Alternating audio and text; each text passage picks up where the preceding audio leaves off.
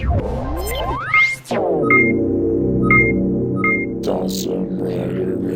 YouTube, Dawson Rider here with a review of the Power Rangers Time Force 5-inch figures. So, my usual disclaimer of I do not have all of the accessories with them. In this case, like a lot of them, I do own them, I just don't... Well, I do know where they are, I just don't know where they are is. If that makes any sense. I believe these guys came with the Chrono Sabers, and their giant cannon weapons, which I'm drawing a name blank at the time. I'm drawing such a blank I couldn't even get that sentence right. But if I remember right, unless I'm completely insane, they were all pretty well painted and they do combine. So the only weapon I have for any of these guys is the blaster mode of the Quantum Defender for the Quantum Ranger. But anyway, let's go ahead and jump into it. In this case, for these, this is not Lightspeed Rescue, and these all come from the same line. Like always, I'm only going to go articulation for different molds, so I'm going to do one guy and one girl, and that's it. For articulation, not for going over. But let's go ahead and start, because I've talked enough nonsense already. Nonsense. Cookie if you get that. Anyway, so here is the Red Ranger figure. Pretty much the same thing we've been getting for the last three. If you've been watching these reviews or know of these figures, it's pretty much roughly the same as what we've been getting. There have been some improvements in the articulation department since Lost Galaxy and Lightspeed Rescue.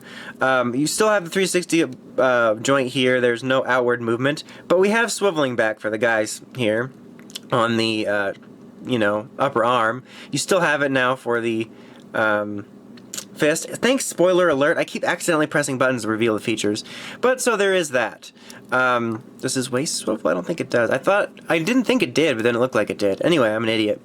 Then you do have this leg joint here, which actually is a little bit more limited. It's on a ball joint compared to the other ones, but still roughly the same. And the swiveling is also back here, and you have a single knee joint. So he's roughly the same mold as like Lost Galaxy and Lightspeed Rescue, except he's got swivel joints now, which is neat, I guess. It's a little bit of an improvement. They kind of take a left turn of the next series, but that's for another time.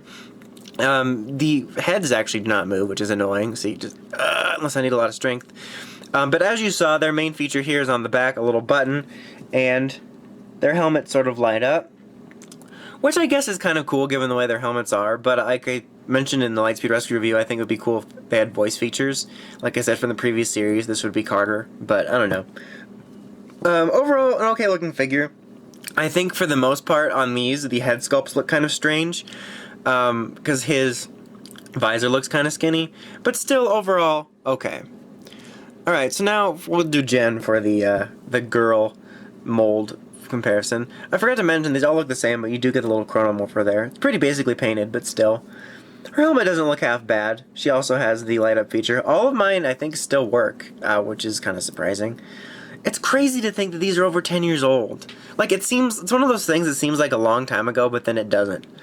Anyway, articulation wise, she also has the 360 arms here, and then the swiveling at the arm, single elbow joint, swiveling at the wrist, and then unfortunately they moved back to these weird like circular joints for the girls. They sort of fixed it in Lightspeed Rescue. I almost said Lightspeed Galaxy. Lightspeed Rescue, where they had back and forth, but I just really am not a fan of these weird joints that spin around like this. I wish they would just give the girls the same leg articulation. But whatever. We don't have to deal with that anymore, I guess. Now here we have Blue. Like I said, the same exact mold. Pretty okay looking.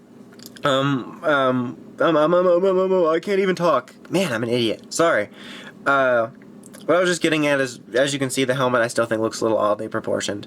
I mean, a lot of the older figures, the helmets don't look exactly accurate proportion-wise like they can now. But still, these ones to me look the strangest. Now here's the thing, look at Trip. This is not what Trip looks like in the show. Like, the muscular figures are always a thing, but it's so noticeable with Trip. Like, let's take a look at these two together. The same mold here, they both light up, they're having a party. They're both okay looking figures, but here's the thing I just want to talk about for a second. So, back in the past, PR used to gender bend in the sense that they would give Yellow a girl part, even if it was a guy in the Japanese version, so they could have two girls. And that mainly worked out because the Yellows tended to be the smaller in stature, more feminine build, I guess. So it worked out fine. But in Time Force, at least in my opinion, based on what I saw, Yellow was a lot more of a sort of larger male, with, broader shoulders, and Green was the smaller in stature, more feminine build one. Now, I'm not upset that what we got, because I like Trip and Katie. Sure, I feel like I'm playing with my figures. Should we go to the town? To industry!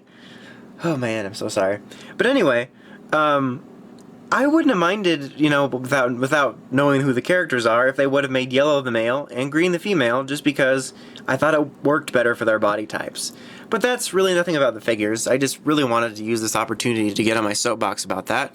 And I'm usually not a person being like, oh, we need a female Green. But that would have been a perfect opportunity based on the build. Like, I know that they had been making Yellow females, but that wouldn't have been so bad, would it? I mean, we'd had a male Yellow at that point. Sure, he was an alien fish man, but whatever. Damn it. Alright, so now we have a lot of people's favorite, which is Eric, the Quantum Ranger, after I get Lucas to still stand up. Here is his weapon, which just fell out. I believe he did come with both versions, but this is just the blaster version I have with him. Like usual, they're not painted, but they have little sculpting details on them. But here we have it, same exact mold. I still think his head sculpt looks a little weird, but he's got a really cool design. Damn it, Lucas! And you can see he's got his Quantum Defender here, or Quantum Morpher rather, excuse me. It's not really painted. But overall, he's okay looking. He also lights up. He's fun at parties. Dan Salvo was a lot of fun at conventions. But yeah, that's the Quantum Ranger figure. Not bad. So now let's get Lucas up. See if he can actually stand for this final verdict we've got going here. Damn it, Lucas. I thought we talked about this. I thought you were going to AA or something. I don't know why I suddenly made Lucas an alcoholic in this review, and I apologize. This might be the only Time Force 5-inch figures review that you ever watched in which Lucas came in sober and was a drunk by the time he got out. I don't even know what I'm talking about. There's no one here to stop me during these things. Anyway, so overall I find these to be okay figures. I'm not sure if anybody can tell in these series of retro review 5-inch figures I've been doing, but I have a soft spot for 5-inch PR figures. There's just something special about them. Even in a world now where we have Figuarts and better Super Megaforce figures and retro, like legacy figures, what have you. There's just something special about the Power Rangers 5-inch figures that when a new season was about to premiere, you go to your toy store or Target or whatever and you're hunting and you see the new wave of 5-inch figures, and that was just the excitement of the new season. So I sort of have a soft spot for all of these because they represent the memory of the beginning of the new season. And I think they're really fun sort of retro collectibles. I mentioned in a previous review that even if I didn't have these, I would probably hunt them down because they're really cool sort of like, for lack of a better word, historical display piece, and I still think that for the most part they're pretty solid. With these guys, I think they have some strange helmet proportion issues, but they're still pretty okay figures. But anyway, I kind of rambled about stupid stuff. Sorry about that. Until next time, make sure you check out the Crazy Podcast at writersrangersrambles.com, and don't forget to like, comment, subscribe. Until next time, this is Dawson Ryder, signing out.